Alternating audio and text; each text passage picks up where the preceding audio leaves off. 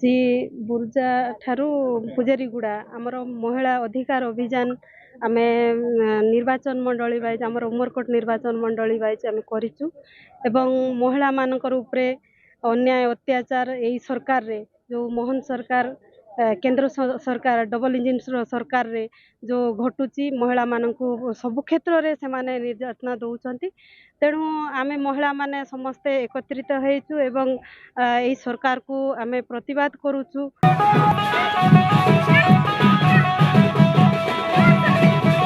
आज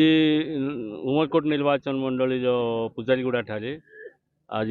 उमरकोट निर्वाचन मंडली स्तरीय विजु महिला जनता दल तरफ नारी जागरण अभियान कार्यक्रम कराई।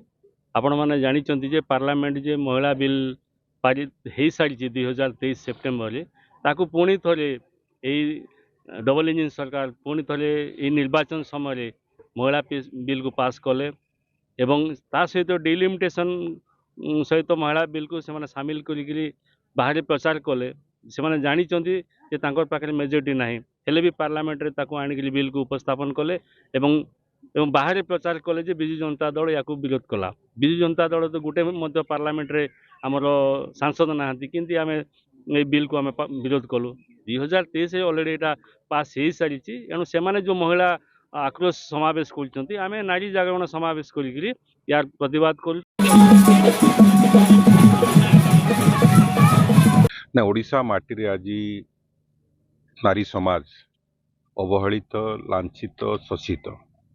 देखिए समस्त जगार महिला को लेकिन भारतीय जनता पार्टी राजनीति करने को पछौना नारी सुरक्षा बहुत बड़ प्रश्नवाची सृष्टि कला नारी मान संरक्षण को लेकिन पार्लियामेंट रे जोपरी भाव में खेलिले लोकों सेंटिमेंट सहित लोकों हृदय सहित समस्त को व्यथित कर विजु जनता दल नारी सुरक्षा पाई एवं महिला संरक्षण पाई गोटे गोड़े ठिया सदा सर्वदा एवं पार्लियामेंट सपोर्ट कर विगत दिन में किंतु वर्तमान जो छलना कर भारतीय जनता पार्टी छलना को पर्दाफाश करने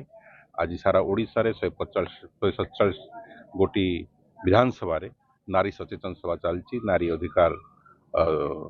अभियान चली आम सचेतन कराऊँ जे महिला मान सहित भारतीय जनता पार्टी व्यवहार कौन एवं से किपरि भाव में आसंता निर्वाचन उचित जवाब देवे से संबंध में आम सभा गुड़ी कर संख्यार माँ मैंने भौणी मैंने सभा योगदान कर।